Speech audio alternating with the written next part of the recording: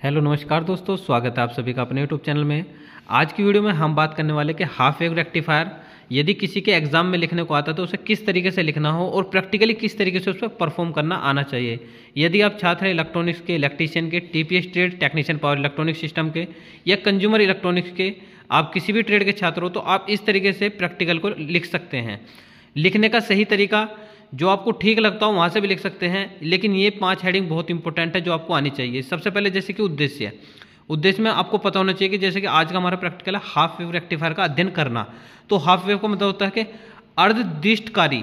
Same चीज़ है, आप half wave लिख सकते हो या अर्धदिष्टकारी भी लिख सकते हो। उसके बाद आप लिखोगे आवश्यक सामग्री।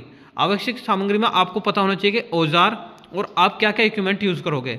देखो दोस्तों, एक चीज़ का हमेशा ध्यान रखना, यदि आप कभी भी जाकर कहीं भी स्किल टेस्ट देते हो, जितना आप रिक्वायरमेंट में कोई सामान लिख कर दोगे आपको सिर्फ उतना ही सामान मिलेगा, उससे एक्स्ट्रा सामान नहीं मिलेगा।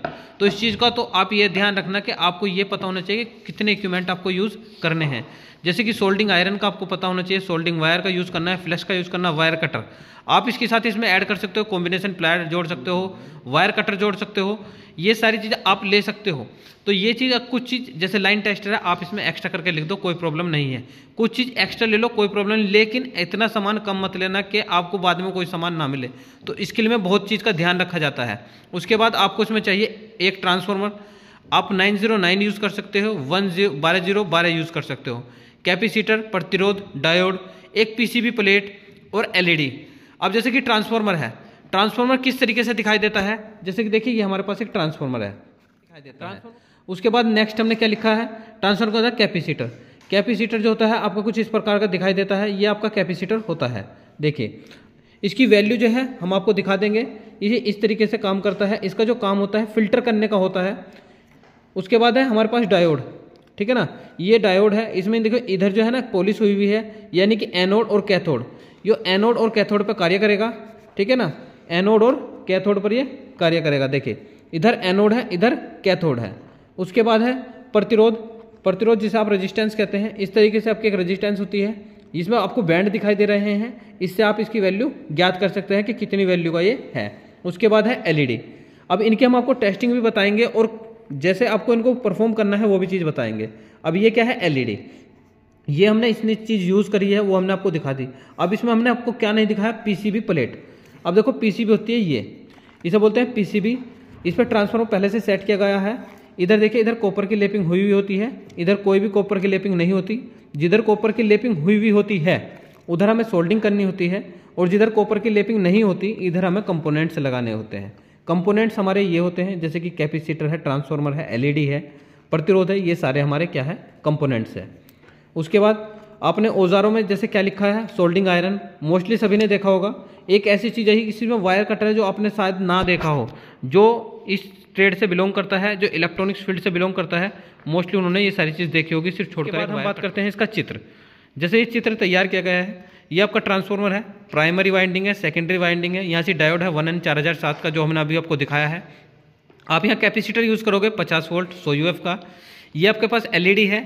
एलईडी का काम क्या होता है, आउटपुट के लिए यहाँ लगी है। एलईडी की फुल फॉर्म होती है लाइट इमिटिंग डायोड, और पीसीबी की फुल फॉर्म होती है प्रिंटेड सर्किट बोर्ड। जब भी कोई भी फुल फॉर्म आओ आपके प्रैक्टिकल में, कहीं भी लिखने को आपने कोई भी फुल फॉर्म लिखी, सबसे पहले आप उससे, चाहे आप गूगल से देख ले, आप जहाँ से आपको उचित लगता है वहाँ से उसकी फुल फॉर्म जरूर लिख लिया करो। उसके बाद है लिखने का तरीका। पहली लाइन में हमने क्या लिखा, सर्वप्रथम हमने चित्र के अनुसार अवयव को व्यवस्थित किया। जैसे हमने चित्र बनाया उसके अनुसार हमने अवयव को व्यवस्थित किया। अभी हम इसका व्यवस्थित करेंगे, वर्किंग भी दिखाएंगे, सारी चीज़। उसके बाद ऐसे ही आप लिख लोगे। उसके बाद लिखा सावधानी। सावधानी में क्या, आप जो भी कनेक्शन करते हो कनेक्शन आपके लूज नहीं होने चाहिए, सोल्डिंग उचित व साफ होनी चाहिए।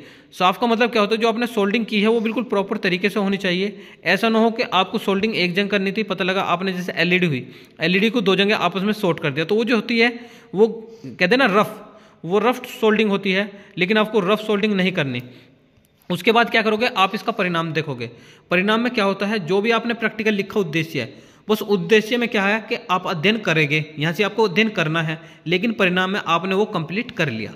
अब उसी चीज़ को हम बिल्कुल तैयार करेंगे। तैयार करने के बाद हर एक चीज़ हम आपको दिखाएंगे। देखिए दोस्तों, जैसे कि अभी हमने प्रैक्टिकल में इतनी सारी जानकारी ली थी कि प्रैक्टिकल लिखने का सही तरीका क्या था, उसके बाद सिर्फ हमने कंपोनेंट्स को जोड़ दिया है। किस तरीके से जोड़ा है ये आप देख सकते हैं। सबसे पहले ट्रांसफार्मर था, उसके बाद यहाँ से एक डायोड को जोड़ा है, उसके बाद एक कैपेसिटर जोड़ा है, यहाँ हमने प्रतिरोध और एक आउटपुट के लिए एलईडी मेन सप्लाई से हमने जोड़ दिया है। आप भी देख पा रहे हैं कि इस तरीके से ये अच्छे तरीके से वर्क भी कर रहा है। तो आप भी ऐसे सर्किट को बना सकते हैं और आप एलईडी की जगह कोई और भी चीज़ आउटपुट में ले सकते हैं कि आप इसमें मल्टीपल और भी कलर की एलईडी ले सकते हैं, या आप रेड ले सकते हैं, ब्लू ले सकते हैं, या और भी बहुत सारी चीज़ यूज़ कर सकते हैं। कोई अलग से कोई सर्किट ले सकते हैं, जैसे कि प्योनर टाइप का एक होता है, उसमें डीसी, जहाँ भी आप डीसी का यूज़ कर सकते हैं, आप उसके अकॉर्डिंग अपने अकॉर्डिंग सर्किट बना सकते हैं।